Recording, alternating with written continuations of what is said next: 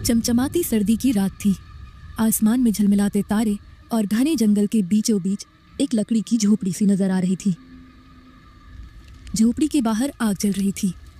4 औरतें आग के पास बैठी हुई दिखाई दे रही थीं। सबके चेहरे एक अलग ही कहानी बयां कर रहे थे।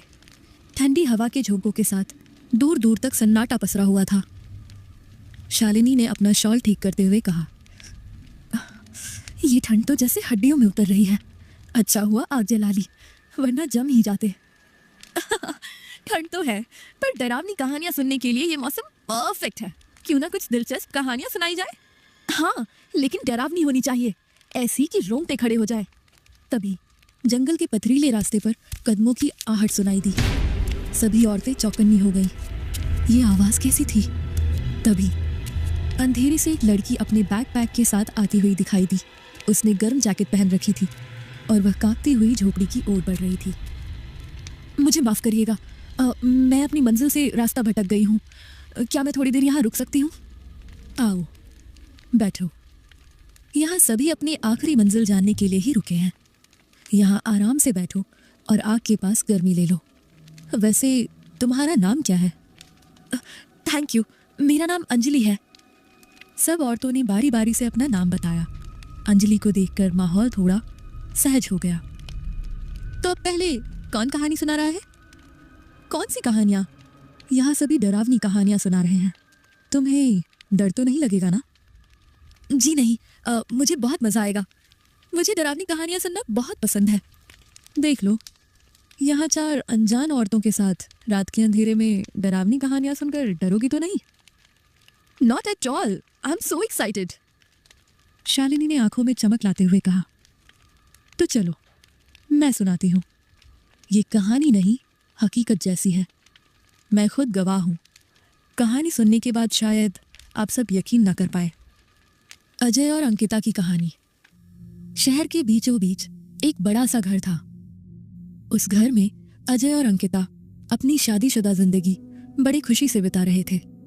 वैसे उनके पास सब तरह की खुशियां थीं, लेकिन जिंदगी में एक कमी थी। उनके नसीब में बच्चे का सुख नहीं था, इसीलिए वो दोनों दुखी रहते थे। जैसे जैसे दिन बीतते रहे, अंकिता उसी गम में डूबने लगी थी। अजय, शादी को 6 साल हो गए हैं। हर बार उम्मीद करती हूँ मैं कब तक ये सब सहूंगी। अंकिता, मैंने कहा ना, सब ठीक हो जाएगा। डॉक्टर ने भी कहा है कि थोड़ा समय लगेगा। डॉक्टर के पास तो कब से जा रहे हैं, लेकिन कुछ नहीं हुआ। अब हमें कुछ अलग करना पड़ेगा।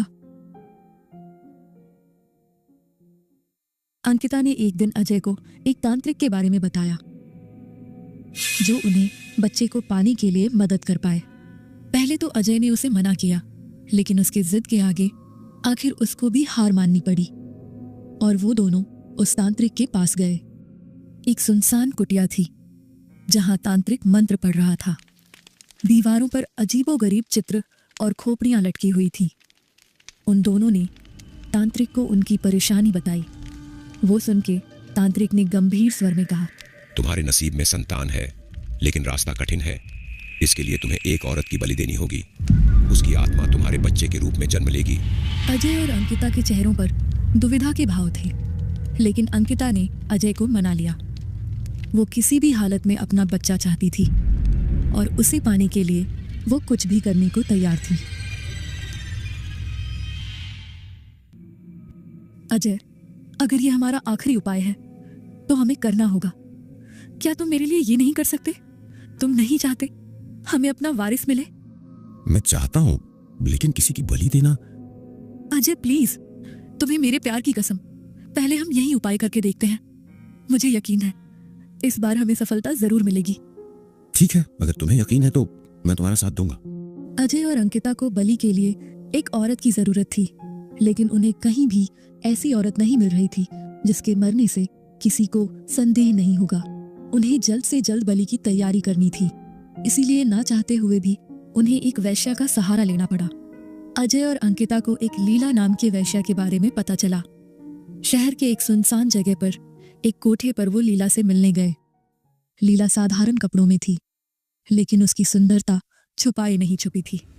आप लोग क्या चाहते हैं? हमें तुम्हारी मदद चाहिए, बदले में तुम्हें बहुत से पैसे मिलेंगे।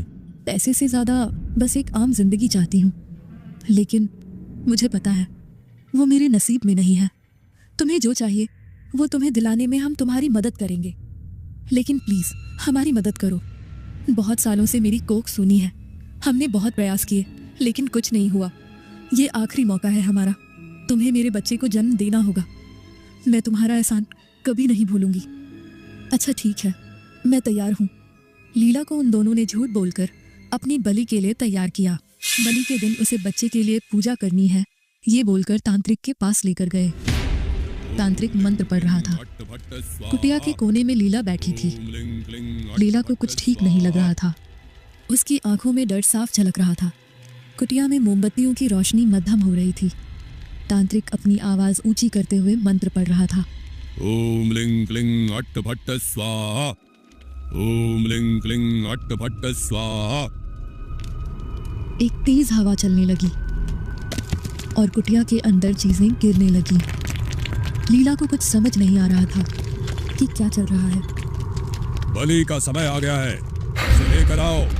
नहीं की बात सुनकर लीला वहां से भागने की कोशिश करने लगी। तभी अंकिता ने उसे दबोच लिया और खींचकर उसे हवन के पास लेकर आई। वो अपने बच्चे को पाने के लिए हैवानियत पर उतर चुकी थी। तुम ये ठीक नहीं कर रही हो, तुम लोगों ने मुझसे झूठ बोला है। चुपचाप हमारी बात मानो। वैसे भी तुम जैसे लोग जिंदा रहने के लायक नहीं होते। तुम्हें जिंदगी में कोई अच्छा काम करने का मौका मिल रहा है।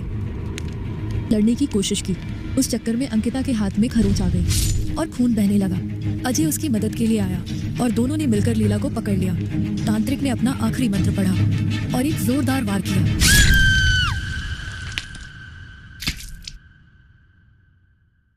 लेकिन तभी लीला की आत्मा उसकी आंखों से बाहर निकलकर सीधे अंकिता की ओर बढ़ गई।